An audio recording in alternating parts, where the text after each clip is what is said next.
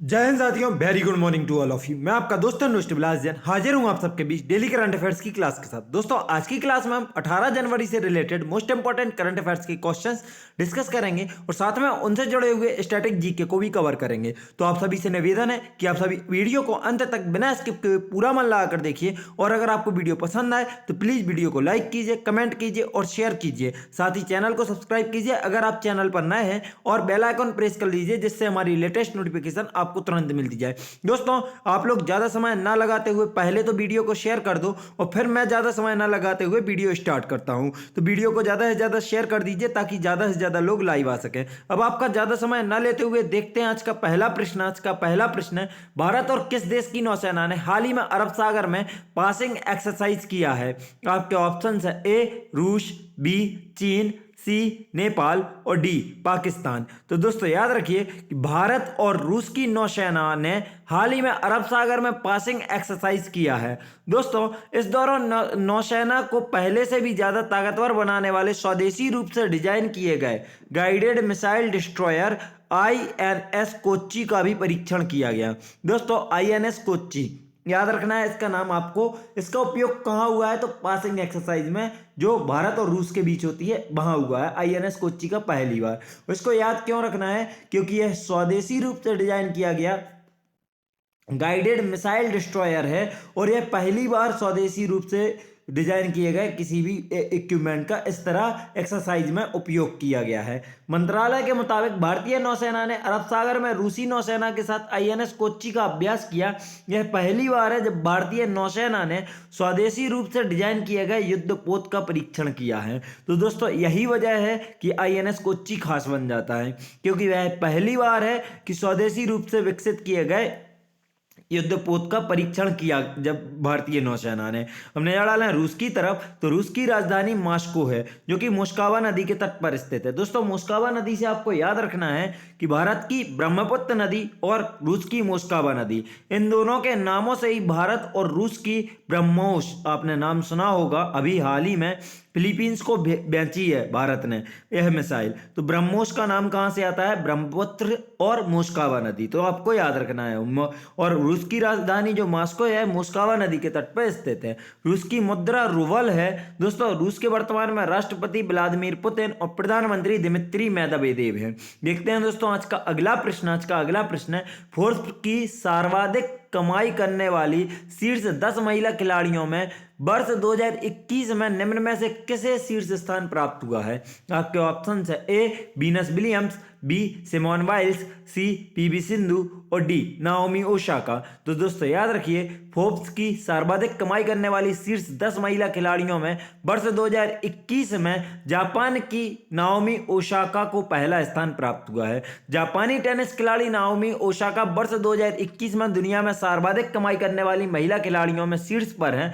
Forbes की सर्वाधिक कमाई करने वाली शीर्ष 10 महिला खिलाड़ियों की सूची में भारतीय शटलर पीवी सिंधु 7वें नंबर पर हैं। तो दोस्तों, टॉप 10 में ओनली 1 भारतीय हैं, 1 इंडियन है। कौन है? पीवी सिंधु, और वह है 7वें रैंक पर। 10 खिलाड़ियों में से शीर्ष 3 सहित कुल 5 टेनिस की हैं। तो दोस्तों, 10 में से टेनिस से रिलेटेड 5 हैं जिनमें से शीर्ष 3 मतलब टॉप 3 हैं वह तीनों टेनिस की हैं। शीर्ष 10 खिलाड़ियों ने पिछले साल मिलकर करीब 1238 करोड़ रुपए 167 मिलियन डॉलर की कमाई की, जो पिछले साल से 23% ज्यादा जबकि 2013 से 16% अधिक है। याद रखना है दोस्तों, 2013 के कंपैरिजन में 16% ज्यादा है और पिछले साल के कंपैरिजन में 2020 के कंपैरिजन में 23% ज्यादा है। और वर्तमान में कितनी? तो 167 मिलियन डॉलर टॉप 10 प्लेयर्स ने अर्न किए हैं। देखते हैं आज का अगला प्रश्न। आज का अगला प्रश्न है, खेल मंत्रालय ने भारोत्तोलन के लिए के पहले हाई परफॉर्मेंस का निदेशक निम्न में से किसे नियुक्त किया है? आपके ऑप्शन है ए रमेश श्रीकांत, बी अविनाश पांडु, सी मोहन अग्रवाल और डी संजय त्रिपाठी। तो दोस्तों याद रखिए, खेल मंत्रालय ने भारोत्तोलन के पहले हाई परफॉर्मेंस का निदेशक अविनाश पांडु को नियुक्त किया है। दोस्तों, अविनाश पांडु बहुत खास बन जाते हैं यहां से। क्यों? क्योंकि यह पहली बार है किसी को जिसे हाई परफॉर्मेंस निदेशक नियुक्त किया गया है भारत की तरफ से। खेल मंत्रालय ने पेरिस ओलंपिक तक भारोत्तोलन के लिए हाई परफॉर्मेंस निदेशक एसपीडी के मॉरिशस के अविनाश पांडु को नियुक्ति की मंजूरी दे दी है। वे इस खेल में इस पद पर नियुक्त होने वाले पहले व्यक्ति हैं। दोस्तों मैंने बोला कि यह क्यों खास बन जाते हैं, यह आने वाले कभी भी एग्जाम्स में, ओनली अभी के लेटेस्ट के नहीं, आने वाले कई साल बाद के एग्जाम्स में यह नाम खास रहेगा और इसको याद रखना होगा क्योंकि यह पहले ऐसे व्यक्ति हैं जो हाई परफॉर्मेंस निदेशक चुने गए हैं भारत की तरफ से। वे इस खेल में इस पद पर नियुक्त होने वाले पहले व्यक्ति हैं। उनकी नियुक्ति का मकसद खिलाड़ियों की क्षमता बढ़ाने के साथ मजबूत कोचिंग संरचना बनाना है। दोस्तों याद रखना है यह कहाँ के हैं अविनाश पांडु, तो आपको पता होना चाहिए अविनाश पांडु मॉरिशस के हैं, आपको याद रखना है। देखते हैं आज का अगला प्रश्न। आज का अगला प्रश्न है, हाल ही में पूर्वोत्तर राज्यों की संस्कृति को बढ़ावा देने के लिए नॉर्थ ईस्ट ऑन व्हील्स अभियान किसने शुरू किया है? आपके ऑप्शन है ए मीनाक्षी लेखी, बी निर्मला सीतारमण, सी स्मृति ईरानी और डी ममता बनर्जी। तो दोस्तों याद रखिए हाल ही में पूर्वोत्तर राज्यों की संस्कृति को बढ़ावा देने के लिए नॉर्थ ईस्ट ऑन व्हील्स अभियान मीनाक्षी लेखी ने शुरू किया है। दोस्तों संस्कृति राज्य मंत्री मीनाक्षी लेखी ने पूर्वोत्तर राज्यों की संस्कृति को बढ़ावा देने के लिए नई दिल्ली में नॉर्थ ईस्ट ऑन व्हील्स अभियान शुरू किया है। आजादी का अमृत महोत्सव के उपलक्ष्य में बाइक अभियान इस साल 8 से 16 अप्रैल के बीच निर्धारित है। तो दोस्तों याद रखिए ऑन व्हील्स से मतलब यही है बाइक अभियान होगा। कब से कब तक? 8 से 16 अप्रैल के बीच होगा। इस अभियान में भाग लेने वाले 75 बाइकर्स का चयन देश भर से किया जाएगा और वे 6 समूहों में पूर्वोत्तर क्षेत्र में लगभग 9000 किलोमीटर की दूरी तय करेंगे। दोस्तों याद रखिए टोटल कितने बाइकर्स होंगे? तो 75। कितने समूह में होंगे? तो 6 समूह में होंगे और 9000 किलोमीटर की दूरी तय करेंगे। यह अभियान पर्यटन मंत्रालय की देखो अपना देश पहल को भी बढ़ावा देगा। तो दोस्तों याद रखना है संस्कृति मंत्रालय की पहल कौन सी है? North east on wheels. और आपको यह भी याद रखना है कि पर्यटन मंत्रालय की अभियान कौन सा चल रहा है अभी? तो देखो अपना देश। याद रखना है देखो अपना देश किस मंत्रालय से संबंधित है? तो पर्यटन मंत्रालय से। राइडर्स सड़क सुरक्षा के महत्व का भी संदेश भी देंगे। तो याद रखिए कुल कितने राइडर होंगे? 75 राइडर। यह बाइक राइडिंग अभियान कब होगा? तो 8 से 16 अप्रैल के बीच होगा और यह टोटल कितने समूहों में? तो 6 समूहों में 9000 किलोमीटर दूरी तय करेंगे। देखते हैं आज का अगला प्रश्न। आज का अगला प्रश्न है, हाल ही में एसएमईएस को तत्काल डिजिटल क्रेडिट प्रदान करने के लिए इंडिफी ने किसके साथ समझौता किया है? आपके ऑप्शन है ए फोन पे, बी गूगल पे, सी पेटीएम और डी रेजर पे। तो दोस्तों याद रखिए हाल ही में एसएमईएस को तत्काल डिजिटल क्रेडिट प्रदान करने के लिए इंडिफी ने गूगल पे के साथ समझौता किया है। छोटे व्यवसायों केंद्रित ऑनलाइन ऋण देने वाले प्लेटफॉर्म इंडिफी टेक्नोलॉजी ने गूगल पे प्लेटफॉर्म के माध्यम से पात्र मध्यम छोटे और सूक्ष्म उद्यमियों एमएसएमई व्यापारियों को तत्काल ऋण प्रदान करने के लिए गूगल पे के साथ सहयोग किया है। दोस्तों याद रखना है यह समझौता किसके साथ हुआ है? गूगल पे के साथ। मेरे मुंह से गलती से फोन पे निकला, उसके लिए माफी चाहता हूं। आप लोग गूगल पे याद रखें बहुत ध्यान से। दोस्तों उधार लेने की प्रक्रिया पूरी तरह से डिजिटल है और गूगल पे फॉर द बिजनेस ऐप पर पात्र मर्चेंट इंडिफी के लोन ऑफरिंग पर क्लिक कर सकते हैं और ऑनलाइन आवेदन जमा कर सकते हैं। ऋण 2.5 रुपए से 3 लाख रुपए की सीमा में होगा। तो याद रखिए लोन भी 2.5 रुपए से लेके 3 लाख रुपए तक का निकल सकता है। ध्यान रखिए दोस्तों इस बात का। किसके थ्रू? गूगल पे के थ्रू। और यह किसने किया है? तो इंडिफी ने इसके साथ समझौता किया है एमएसएमईज को लोन प्रोवाइड करने के लिए। देखते हैं आज का अगला प्रश्न। आज का अगला प्रश्न है, हाल ही में global women health take awards किसे मिला है? आपके ऑप्शन है ए निरामय, बी एनेक्कल, सी उपरोक्त दोनों को और डी इनमें से कोई नहीं। तो दोस्तों याद रखिए कि हाल ही में global women health take awards दोनों को मतलब निरामय और एनेक्कल दोनों को मिला है। दोनों कंपनियां हैं दोस्तों, याद रखना है। डीबीटी ब्रेक समर्थित स्टार्टअप निरामय हेल्थ एनालिस्टिक प्राइवेट लिमिटेड और एनेक्कल टेक्नोलॉजीज प्राइवेट लिमिटेड ने विश्व बैंक समूह और उपभोक्ता प्रतियोगी संघ के वैश्विक महिला स्वास्थ्य टेक पुरस्कार प्राप्त किया है। यह पुरस्कार उन नवोन्मेषी स्टार्टअप्स को मान्यता देता है जो महिलाओं के स्वास्थ्य और सुरक्षा में सुधार के लिए तकनीकी का लाभ उठाते हैं। तो दोस्तों याद रखिए कि यह किस किस को global women health take awards 2021 किस किस को मिला है? तो निरामाई और इनेक्कल को मिला है, दोनों को याद रखना है। देखते हैं आज का अगला प्रश्न। आज का अगला प्रश्न है, हाल ही में डैनियल ऑर्टेगा ने 5वें कार्यकाल के लिए किस देश के राष्ट्रपति के रूप में शपथ ली है?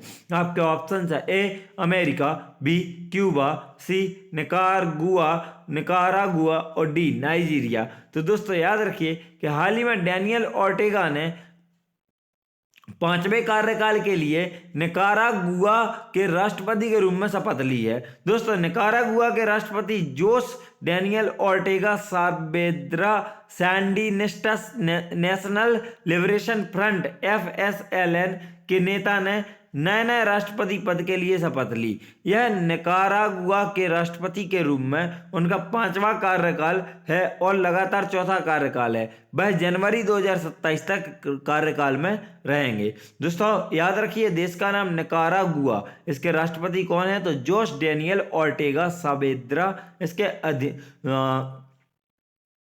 राष्ट्रपति हैं। याद रखिए दोस्तों इनका नाम क्या? जोस डैनियल ऑर्टेगा सावेद्रा इनका नाम है। कहाँ के? निकारागुआ के। देखते हैं आज का अगला प्रश्न। आज का अगला प्रश्न है, हाल ही में कौन सा बैंक भारत में सबसे बड़ा और सबसे तेजी से बढ़ने वाला UPI लाभार्थी बैंक बन गया है? आपके ऑप्शन है A Bharatiya state bank, B Paytm payments bank, C bank of Baroda और डी HDFC बैंक। तो दोस्तों याद रखिए कि हाल ही में पेटीएम पेमेंट्स बैंक भारत में सबसे बड़ा और सबसे तेजी से बढ़ने वाला UPI लाभार्थी बैंक बन गया है। दोस्तों आपके ऑप्शंस आपको बता दिए पेटीएम पेमेंट्स बैंक सबसे तेजी से और सबसे बड़ा UPI लाभार्थी बैंक बन गया है। Paytm payments bank limited Bharat में सबसे बड़ा और सबसे तेजी से चलने वाला UPI लाभार्थी बैंक बन गया। यह एक महीने में 926 मिलियन से अधिक UPI लेन देन का मोल का पत्थर हासिल करने वाला देश का पहला लाभार्थी बैंक बन गया है। दोस्तों याद रखिए कि Paytm payments bank limited Bharat में सबसे बड़ा और सबसे तेजी से बढ़ने वाला UPI ID लाभार्थी बैंक बन गया। यह एक महीने में 926 मिलियन से अधिक UPI बैंक का मेल का पत्थर हासिल करने वाले देश का पहला लाभार्थी बैंक बन गया है। दोस्तों नोएडा में पेटीएम पेमेंट्स बैंक की तरफ, तो इसकी स्थापना 2015 में और संस्थापक विजय शेखर शर्मा है। मुख्यालय नोएडा उत्तर प्रदेश में स्थित है तथा CEO सतीश कुमार गुप्ता हैं वर्तमान में पेटीएम पेमेंट्स बैंक के। याद रखिए। देखते हैं आज का अगला प्रश्न। आज का अगला प्रश्न है, ग्लोबल इकोनॉमिक प्रोस्पेक्टस रिपोर्ट 2022 को किसने जारी किया है? आपके ऑप्शन है ए विश्व स्वास्थ्य संगठन, बी संयुक्त राष्ट्र संगठन, सी IMF और डी वर्ल्ड बैंक। तो दोस्तों याद रखिए कि ग्लोबल इकोनॉमिक प्रोस्पेक्टस रिपोर्ट 2022 को किसने जारी किया है? आपके ऑप्शन है ए विश्व स्वास्थ्य संगठन, बी संयुक्त राष्ट्र संगठन, सी IMF और डी वर्ल्ड बैंक। तो दोस्तों याद रखिए कि ग्लोबल इकोनॉमिक प्रोस्पेक्टस रिपोर्ट 2022 को वर्ल्ड बैंक के द्वारा जारी किया गया है। इस रिपोर्ट के अनुसार वैश्विक आर्थिक विकास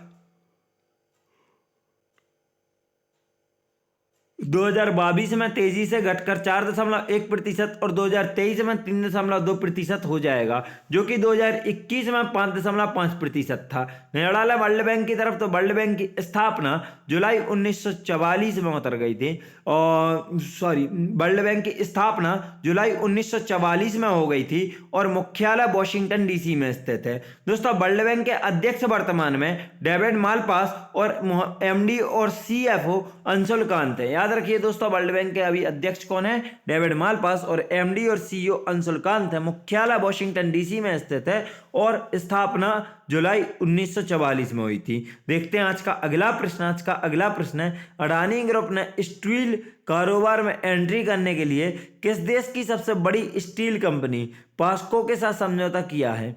आपके ऑप्शन है ए दक्षिण कोरिया, बी उत्तर कोरिया, सी जापान और डी वियतनाम। दोस्तों याद रखिए कि अडानी ग्रुप ने स्टील कारोबार में एंट्री करने के लिए दक्षिण कोरिया की सबसे बड़ी स्टील कंपनी पास्को के साथ समझौता किया है। दोस्तों, उद्योगपति गौतम अडानी के नेतृत्व वाले अडानी समूह ने स्टील, अक्षय ऊर्जा जैसे क्षेत्रों में व्यापार और अवसरों का पता लगाने के लिए दक्षिण कोरिया की पास्को के साथ एक समझौता ज्ञापन पर हस्ताक्षर किए हैं। अडानी ग्रुप ने गुजरात के मुंद्रा में इंटीग्रेटेड स्टील मिल शुरू करने के लिए 37,000 करोड़ $5 बिलियन रुपए का निवेश करने की घोषणा की है। तो दोस्तों याद रखिए, अगर आपसे पूछा जाए कि पास्को कंपनी में कौन इंडियन पार्ट बन रहा, तो दोस्तों साथ में अब नजर डालें हम दक्षिण कोरिया की तरफ। तो दक्षिण कोरिया को देखेंगे सबसे पहले यहाँ पर मैप पर। यह दक्षिण कोरिया है जो कहाँ पर, चीन के पूर्वी साइड में स्थित है, जिसकी अगर स्थलीय सीमा देखेंगे आप तो सिर्फ उत्तर कोरिया से इसकी स्थलीय सीमा लगती है, और यही है अंतर्राष्ट्रीय स्तर पर इसे 38वीं डिग्री समानांतर रेखा माना जाता है। दोस्तों अब नजर डालें हम दक्षिण कोरिया की तरफ। तो दक्षिण कोरिया की एशिया महाद्वीप में स्थित एक देश है जिसकी राजधानी सियोल और मुद्रा दक्षिण कोरियाई वॉन है। राष्ट्रपति मून जे-इन और प्रधानमंत्री किम बुक-क्यू है। दोस्तों 38 डिग्री समानांतर रेखा विश्व की सबसे अशांत सीमा रेखा है, जो कि उत्तर पश्चिम और दक्षिण दोस्तों 38वीं समानांतर रेखा सबसे अशांत समारेखा है, जो कि उत्तर कोरिया और दक्षिण कोरिया के मध्य है। दोस्तों आगे अगर हम दक्षिण कोरिया से रिलेटेड पॉइंट देखें तो हेनली पासपोर्ट 2021 में जर्मनी तथा दक्षिण कोरिया को संयुक्त रूप से तीसरा स्थान मिला है। सैमसंग, हुंडई, एलजी का प्रमुख और दक्षिण कोरिया में स्थित है। दक्षिण कोरिया की संसद का नाम है नेशनल असेंबली, याद रखना है दोस्तों। और दक्षिण कोरिया को 3rd रैंक मिली थी हेनली पासपोर्ट इंडेक्स 2021 में, याद रखना है आपको दोस्तों। और साथ में यह भी 38वीं डिग्री समानांतर रेखा विश्व की सबसे अशांत सीमा रेखा है। और दोस्तों इसी के साथ हमारी वीडियो समाप्त होती है। वीडियो को अंत तक देखने के लिए आप सभी का धन्यवाद। अगर आप सबको वीडियो पसंद आई हो तो प्लीज़ वीडियो को लाइक करें, कमेंट करें और शेयर करके अपना सहयोग प्रदान जरूर करें। साथ ही वीडियो को दोस्तों अगर आपको कोई सुधार की या कोई सजेशन लगता है तो आप लोग प्लीज़ कमेंट बॉक्स में अपना सुझाव दे सकते हैं, या अदरवाइज दोस्तों। और अगर आप हम सबसे social media like Facebook, Instagram, Telegram से जुड़ना चाहते हैं तो आप हमें डिस्क्रिप्शन बॉक्स से लिंक द्वारा फॉलो कर सकते हैं। और अगर आपको इस क्लास की PDF चाहिए तो आप हमारे टेलीग्राम चैनल SLS अकेडमी को ज्वाइन कर सकते हैं। वीडियो को अंत तक देखने के लिए एक बार फिर से धन्यवाद। जय हिंद, जय भारत, आपका दिन मंगलमय हो।